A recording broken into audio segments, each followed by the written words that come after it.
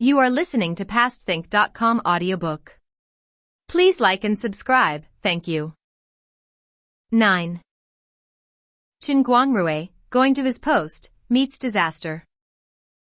Monk River float, avenging his parents, repays his roots. We now tell you about the city of Cheng'en in the great nation's Shaanxi province, which was the place that kings and emperors from generation to generation had made their capital. Since the periods of Zhou, Qin, and Han. 3 counties of flowers bloomed like brocade. And 8 rivers one flowed encircling the city. It was truly a land of great scenic beauty.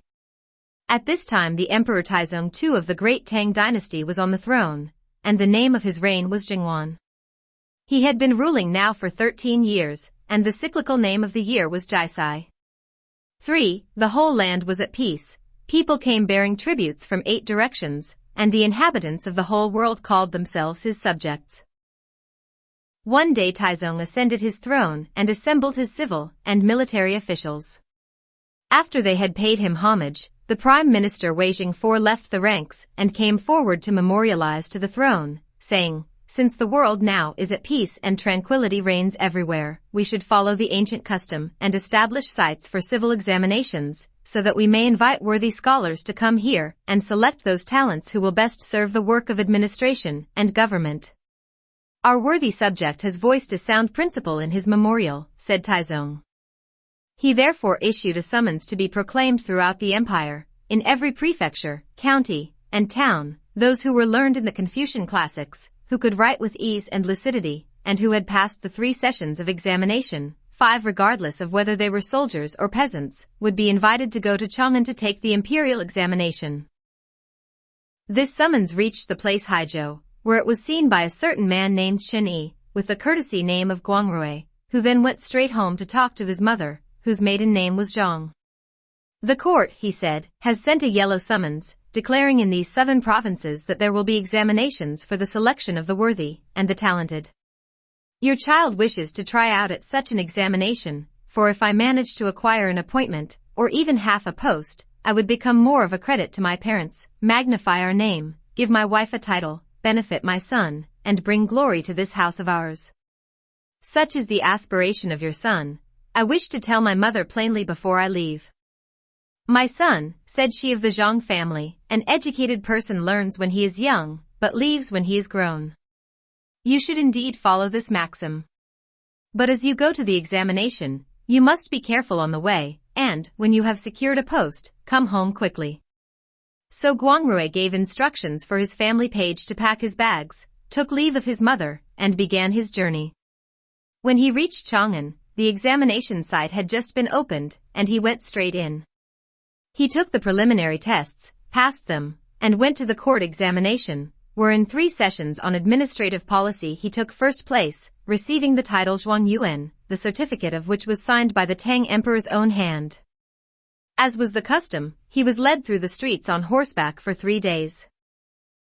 The procession at one point passed by the house of the chief minister, Yin Kaishan, who had a daughter named Wenjiao, nicknamed Mantangio, a hall of loveliness.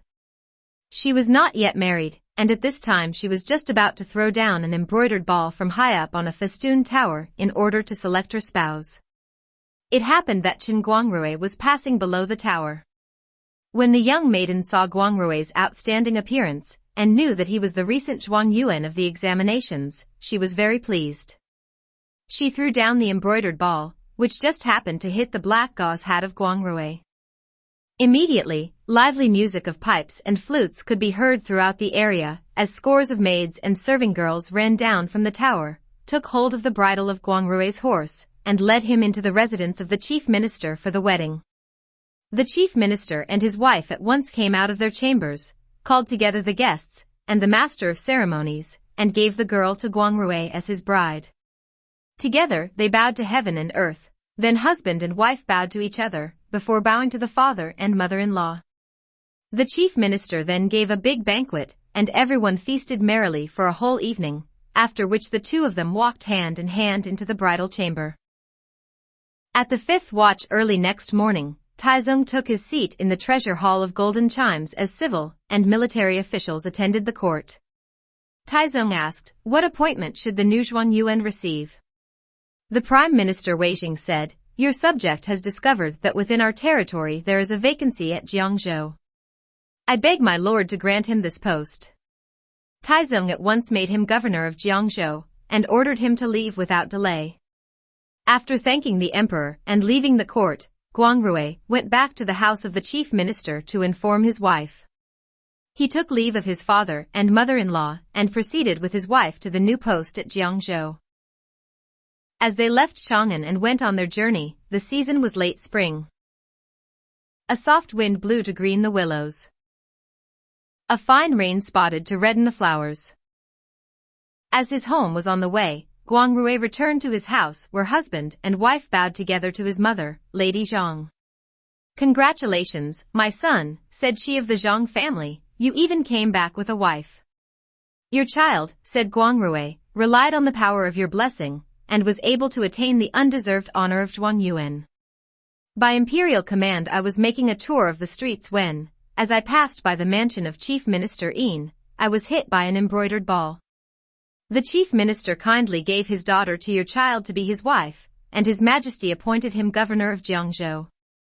I have returned to take you with me to the post. She of the Zhang family was delighted and packed at once for the journey. They had been on the road for a few days when they came to stay at the Inn of 10,000 Flowers, kept by a certain Lu Xiaoer.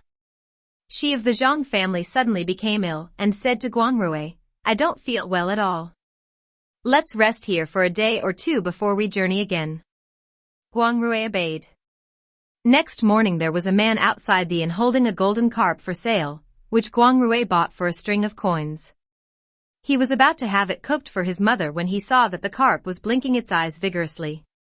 In astonishment, Guangrui said, I have heard that when a fish or a snake blinks its eyes in this manner, that's the sure sign that it's not an ordinary creature. He therefore asked the fisherman, where did you catch this fish?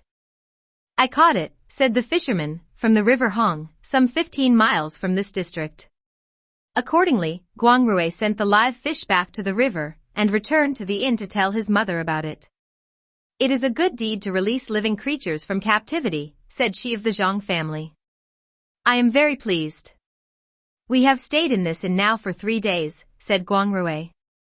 The imperial command is an urgent one. Your child intends to leave tomorrow, but he would like to know whether mother has fully recovered. She of the Zhang family said, I'm still not well, and the heat on the journey at this time of year, I fear, will only add to my illness. Why don't you rent a house for me to stay here temporarily, and leave me an allowance? The two of you can proceed to your new post.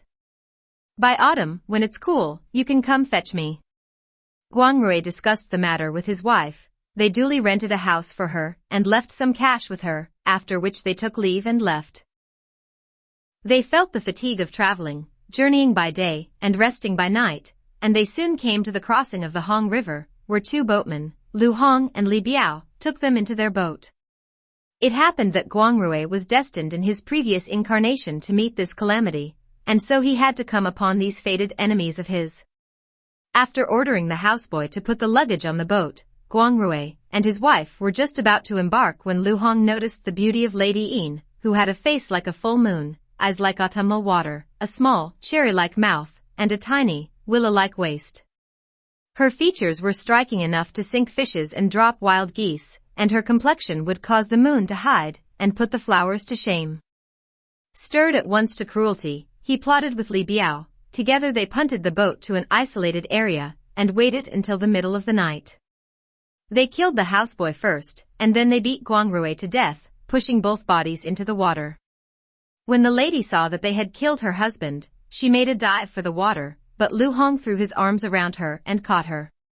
If you consent to my demand, he said, everything will be all right. If you do not, this knife will cut you in 2.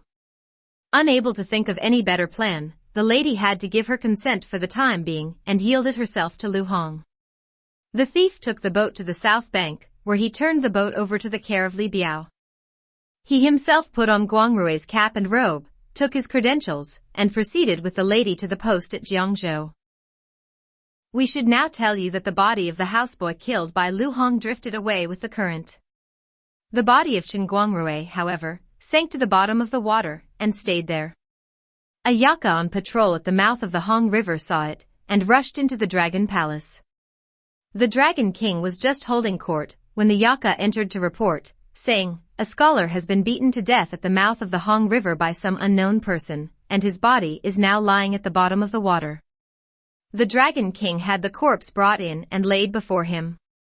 He took a careful look at it and said, "But this man was my benefactor. How could he have been murdered?" As the common saying goes, kindness should be paid by kindness. I must save his life today, so that I may repay the kindness of yesterday. He at once issued an official dispatch, sending a Yaka to deliver it to the municipal deity and local spirit of Hangzhou, and asked for the soul of the scholar so that his life might be saved. The municipal deity and the local spirit in turn ordered the little demons to hand over the soul of Chen Guangrui to the Yaka, who led the soul back to the Water Crystal Palace for an audience with the Dragon King. "Scholar," asked the Dragon King, "what is your name? Where did you come from? Why did you come here, and for what reason were you beaten to death?" Guangrui saluted him and said, "This lowly student is named Chen Yi, and my courtesy name is Guangrui. I am from the Hongneng district of Haizhou. As the unworthy Zhuan Yuan of the recent session of examination, I was appointed by the court to be governor of Jiangzhou, and I was going to my post with my wife. When I took a boat at the river, I did not expect the boatman, Lu Hong, to covet my wife and plot against me. He beat me to death and tossed out my body. I beg the great king to save me." Hearing these words, the Dragon King said, "So that's it. Good sir, the golden carp that you released earlier was myself. You are my benefactor. You may be in dire difficulty at the moment, but is there any reason why I should not come to your assistance?" He therefore laid the body of Guangrui to one side, and put a preservative pearl in his mouth so that his body would not deteriorate, but be reunited with his soul to avenge himself in the future. He also said, "Your true soul may remain temporarily in my water bureau as an officer." Guangrui kowtowed to thank him, and the Dragon King prepared a banquet to entertain him, but we shall say no more about that.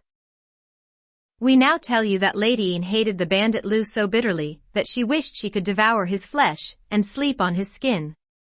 But because she was with child and did not know whether it would be a boy or a girl, she had no alternative but to yield reluctantly to her captor. In a little while they arrived at Xiangzhou, the clerks and the lictors all came to meet them, and all the subordinate officials gave a banquet for them at the governor's mansion.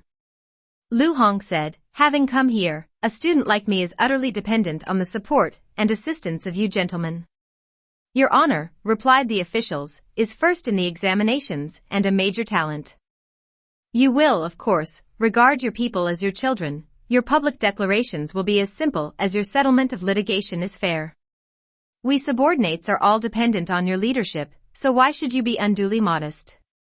When the official banquet ended, the people all left. Time passed by swiftly.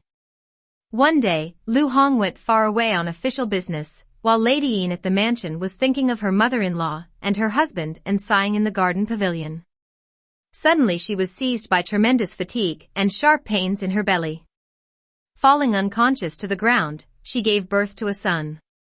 Presently she heard someone whispering in her ear, "Mantangio, listen carefully to what I have to say. I am the star spirit of South Pole, who sends you this son by the express command of the Bodhisattva Guanyin. One day his name will be known far and wide, for he is not to be compared with an ordinary mortal. But when the bandit Lu returns, he will surely try to harm the child, and you must take care to protect him. Your husband has been rescued by the Dragon King. In the future both of you will meet again, even as son and mother will be reunited. A day will come when wrongs will be redressed and crimes punished. Remember my words. Wake up. Wake up." The voice ceased and departed. The lady woke up and remembered every word. She clasped her son tightly to her, but could devise no plan to protect him. Lu Hong then returned and wanted to have the child killed by drowning the moment he saw him. The lady said, "Today it's late already. Allow him to live till tomorrow, and then have him thrown into the river." It was fortunate that Lu Hong was called away by urgent business the next morning. The lady thought to herself, if this child is here when that bandit returns, his life is finished. I might as well abandon him now to the river, and let life or death take its own course. Perhaps heaven, taking pity on him, will send someone to his rescue, and to have him cared for. Then we may have a chance to meet again. She was afraid, however, that future recognition would be difficult, so she bit her finger and wrote a letter with her blood, stating in detail the names of the parents, the family history, and the reason for the child's abandonment. She also bit off a little toe from the child's left foot to establish a mark of his identity. Taking one of her own inner garments, she wrapped the child and took him out of the mansion when no one was watching. Fortunately, the mansion was not far from the river. Reaching the bank, the lady burst into tears and wailed long and loud. She was about to toss the child into the river when she caught sight of a plank floating by the river bank.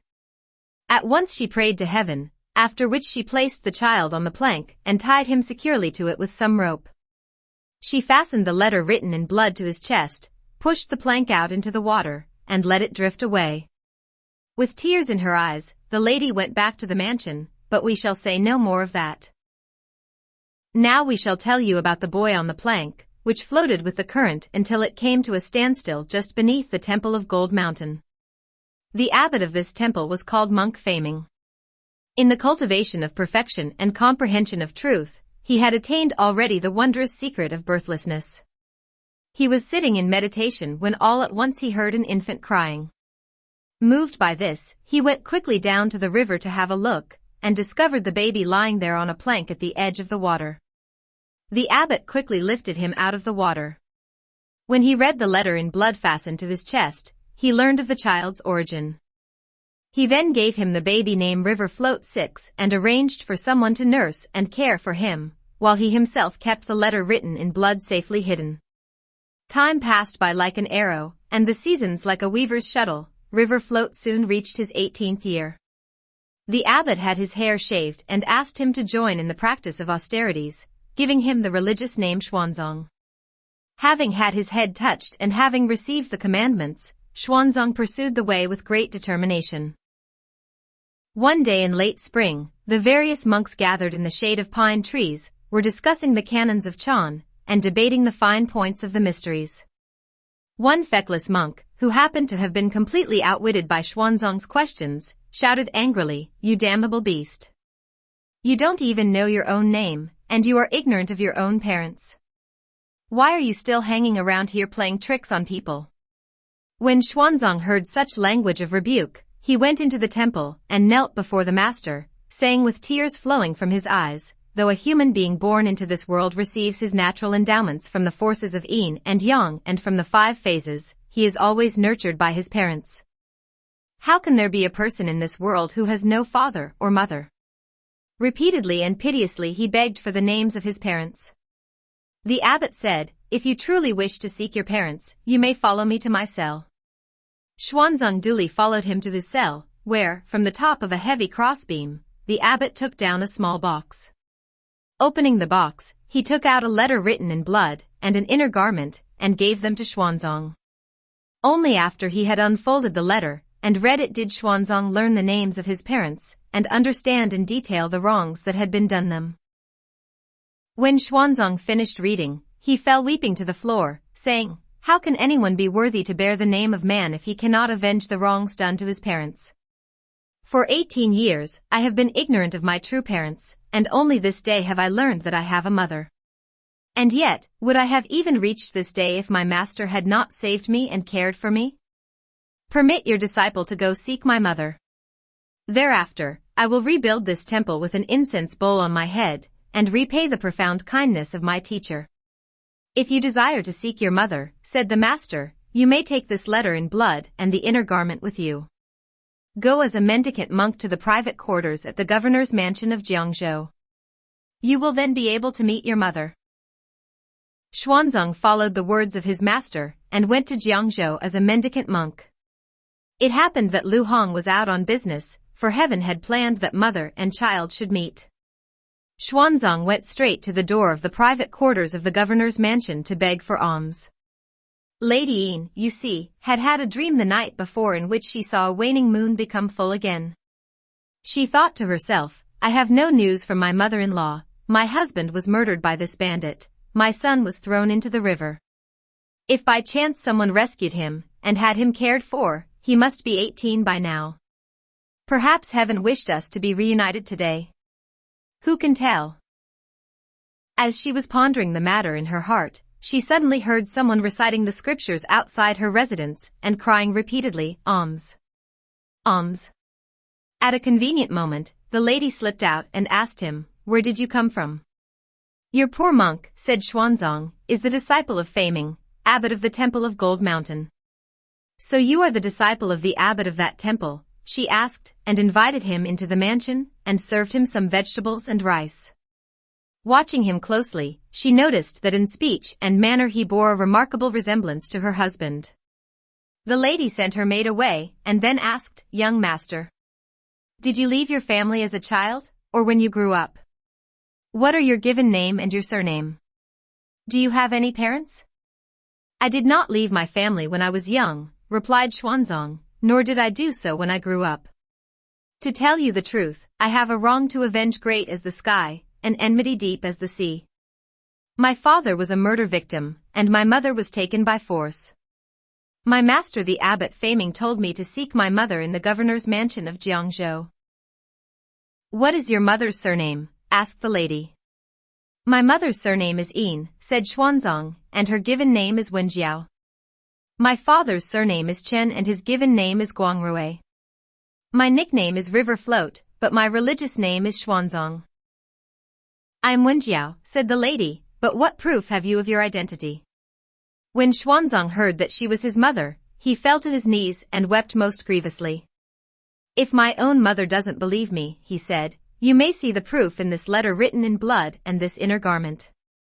Wenjiao took them in her hands, and one look told her that they were the real things. Mother and child embraced each other and wept. Lady Yin then cried, my son, leave at once. For 18 years I have not known my true parents, said Xuanzang, and I've seen my mother for the first time only this morning.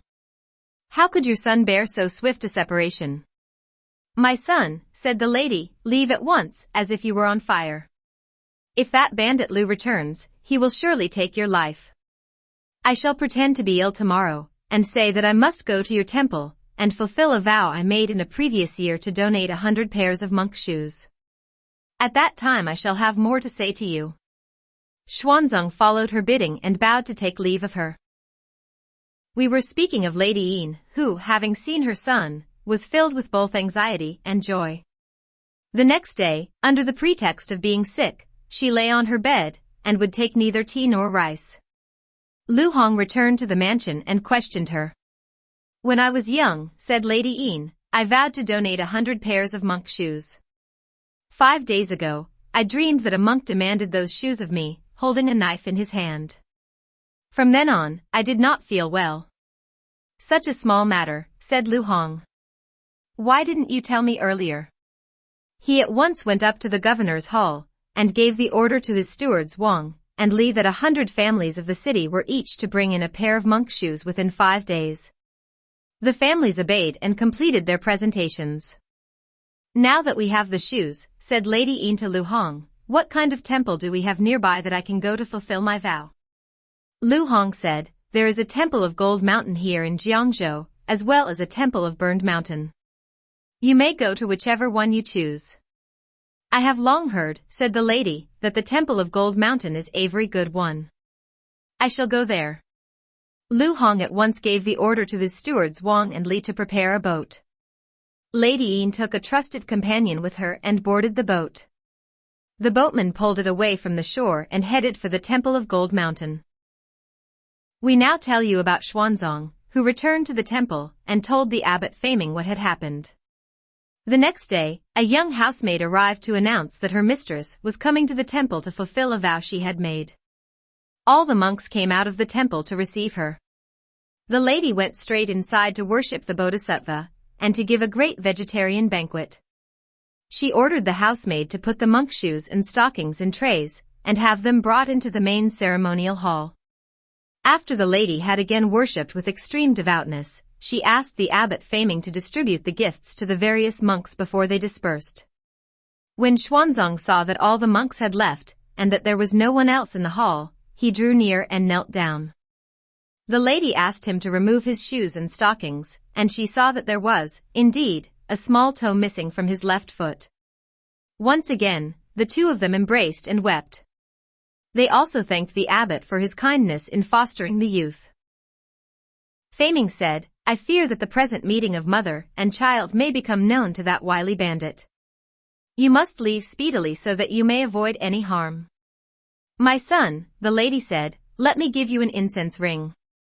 Go to Hangzhou, about 1,500 miles northwest of here, where you will find the 10,000 Flowers Inn. Earlier we left an aged woman there whose maiden name is Zhang, and who is the true mother of your father. I have also written a letter for you to take to the capital of the Tang Emperor. To the left of the Golden Palace is the house of Chief Minister Yin, who is the true father of your mother. Give my letter to your maternal grandfather, and ask him to request the Tang Emperor to dispatch men and horses to have this bandit arrested and executed, so that your father may be avenged. Only then will you be able to rescue your old mother. I dare not linger now, for I fear that knave may be offended by my returning late." She went out of the temple, boarded the boat, and left. Xuanzang returned weeping to the temple. He told his master everything and bowed to take leave of him immediately. Going straight to Hangzhou, he came to the 10,000 Flowers Inn and addressed the innkeeper, Lu Xiaoer, saying, "In a previous year there was an honored guest here by the name of Chen whose mother remained at your inn. How is she now?" "Originally," said Lu Xiaoer, "she stayed in my inn. Afterwards she went blind, and for 3 or 4 years did not pay me any rent. She now lives in a dilapidated potter's kiln near the southern gate, and every day she goes begging on the streets." Once that honored guest had left, he was gone for a long time, and even now there is no news of him whatever. I can't understand it.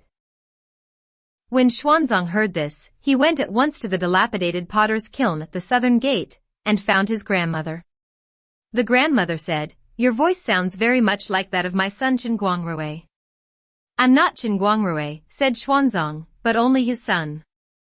Lady Wenjiao is my mother." "Why didn't your father and mother come back?" asked the grandmother.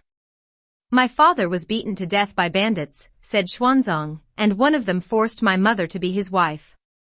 "How did you know where to find me?" asked the grandmother. "It was my mother," answered Xuanzang, "who told me to seek my grandmother. There's a letter from mother here, and there's also an incense ring." The grandmother took the letter and the incense ring and wept without restraint. "For merit and reputation," she said, "my son came to this. I thought that he had turned his back on righteousness, and had forgotten parental kindness. How should I know that he was murdered? Fortunately, heaven remembered me at least in pity, and this day a grandson has come to seek me out." "Grandmother," asked Xuanzang, "how did you go blind?" "Because I thought so often about your father," said the grandmother. "I waited for him daily, but he did not return. I wept until I was blind in both eyes." Xuanzang knelt down and prayed to heaven, saying, "Have regard of Xuanzang who, at the age of 18, has not yet avenged the wrong done to his parents. By the command of my mother, I came this day to find my grandmother. If heaven would take pity on my sincerity, grant that the eyes of my grandmother regain their sight." When he finished his petition, he licked the eyes of his grandmother with the tip of his tongue. In a moment, both eyes were licked open, and they were as of old. When the grandmother saw the youthful monk, she said, "You're indeed my grandson. Why, you are just like my son Guangrui." She felt both happy and sad.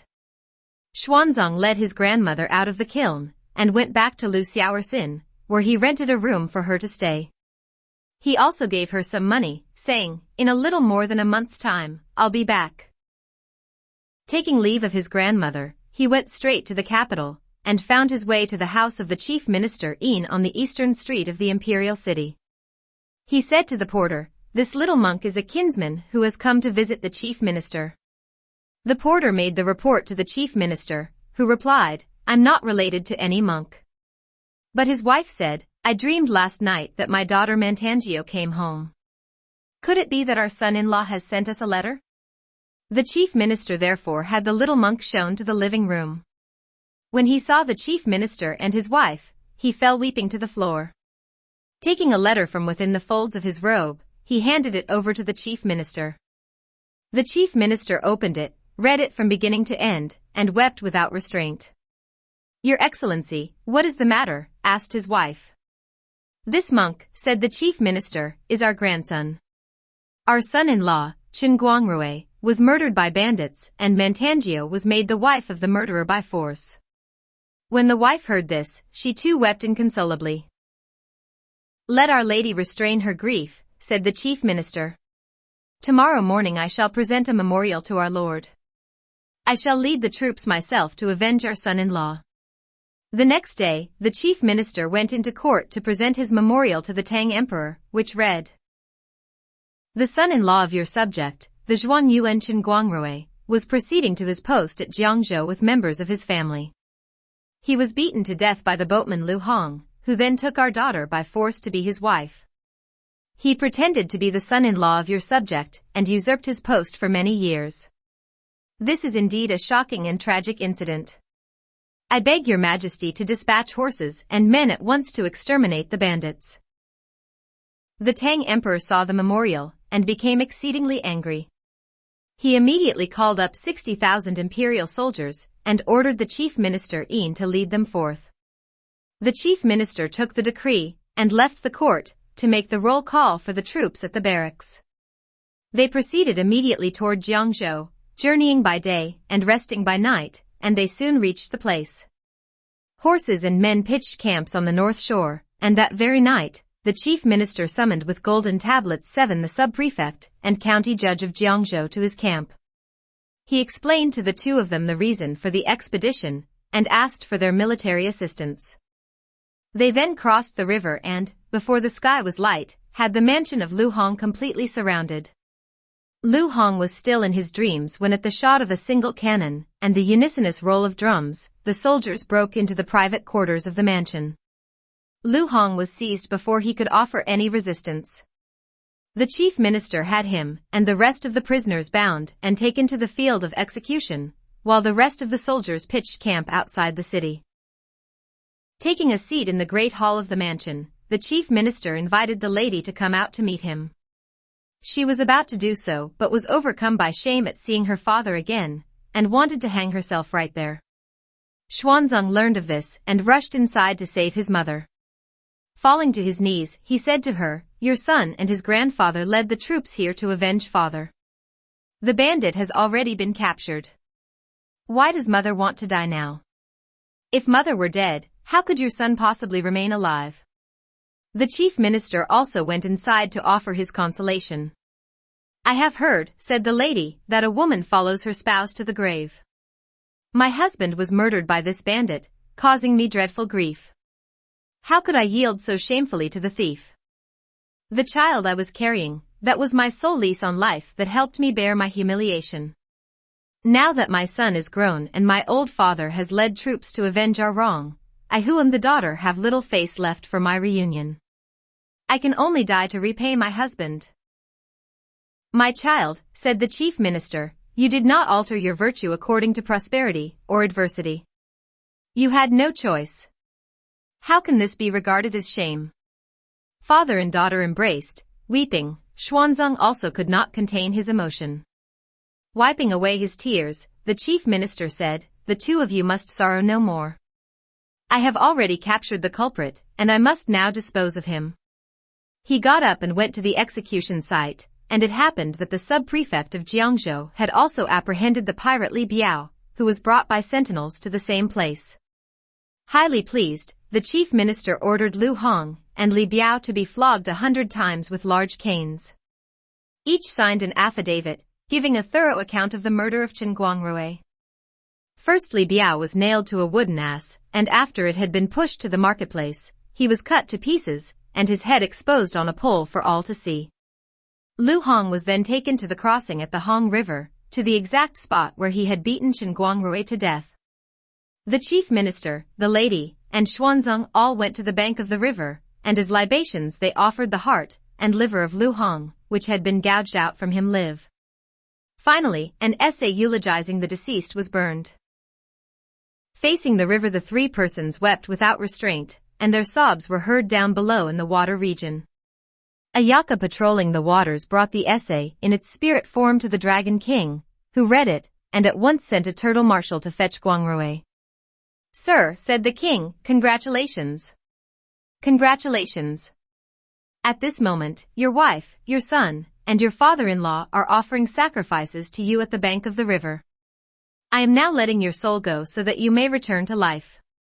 We are also presenting you with a pearl of wish fulfillment, 8 rolling pan pearls, 9 bales of mermaid silk, 10, and a jade belt with lustrous pearls. Today you will enjoy the reunion of husband and wife, mother and son." After Guangrui had given thanks repeatedly, the Dragon King ordered a yaka to escort his body to the mouth of the river, and there to return his soul. The yaka followed the order and left. We tell you now about Lady Yin, who, having wept for some time for her husband, would have killed herself again by plunging into the water if Xuanzang had not desperately held on to her. They were struggling pitifully when they saw a dead body floating toward the river bank. The lady hurriedly went forward to look at it. Recognizing it as her husband's body, she burst into even louder wailing. As the other people gathered around to look, they suddenly saw Guangrui unclasping his fists and stretching his legs. The entire body began to stir, and in a moment he clambered up to the bank and sat down, to the infinite amazement of everyone. Guangrui opened his eyes and saw Lady Yin, the chief minister Yin, his father-in-law, and a youthful monk, all weeping around him. "Why are you all here?" said Guangrui. "It all began," said Lady Yin, "when you were beaten to death by bandits. Afterwards your unworthy wife gave birth to this son, who is fortunate enough to have been brought up by the abbot of the Gold Mountain Temple. The abbot sent him to meet me, and I told him to go seek his maternal grandfather. When father heard this, he made it known to the court, and led troops here to arrest the bandits. Just now we took out the culprit's liver and heart live to offer to you as libations, but I would like to know how my husband's soul is able to return to give him life." Guangrui said, "That's all on account of our buying the golden carp, when you and I were staying at the Inn of 10,000 Flowers. I released that carp, not knowing that it was none other than the Dragon King of this place. When the bandits pushed me into the river afterward, he was the one who came to my rescue. Just now he was also the one who gave me back my soul as well as many precious gifts, which I have here with me. I never even knew that you had given birth to this boy, and I am grateful that my father-in-law has avenged me. Indeed, bitterness has passed and sweetness has come. What unsurpassable joy." When the various officials heard about this, they all came to tender their congratulations. The chief minister then ordered a great banquet to thank his subordinates, after which the troops and horses on the very same day began their march homeward. When they came to the Inn of 10,000 Flowers, the chief minister gave order to pitch camp. Guangrui went with Xuanzang to the Inn of Lu to seek the grandmother, who happened to have dreamed the night before that a withered tree had blossomed. Magpies behind her house were chattering incessantly as well. She thought to herself, "Could it be that my grandson is coming?" Before she had finished talking to herself, father and son arrived together. The youthful monk pointed to her and said, "Isn't this my grandmother?" When Guangrui saw his aged mother, he bowed in haste. Mother and son embraced and wept without restraint for a while. After recounting to each other what had happened, they paid the innkeeper his bill, and set out again for the capital. When they reached the chief minister's residence, Guangrui, his wife, and his mother all went to greet the chief minister's wife, who was overjoyed. She ordered her servants to prepare a huge banquet to celebrate the occasion. The chief minister said, "This banquet today may be named the Festival of Reunion, for truly our whole family is rejoicing." Early the next morning, the Tang Emperor held court, during which time the chief minister Yin left the ranks to give a careful report on what had taken place. He also recommended that a talent like Guangrui's be used in some important capacity. The Tang Emperor approved the memorial, and ordered that Chen Yi be promoted to sub-chancellor of the Grand Secretariat, so that he could accompany the court and carry out its policies. Xuanzang, determined to follow the way of Zen, was sent to practice austerities at the Temple of Infinite Blessing. Some time after this, Lady Ying calmly committed suicide after all, and Xuanzang went back to the Gold Mountain Temple to repay the kindness of Abbot Faming. We do not know how things went thereafter. Let's listen to the explanation in the next chapter. You are listening to PastThink.com audiobook. Please like and subscribe, thank you.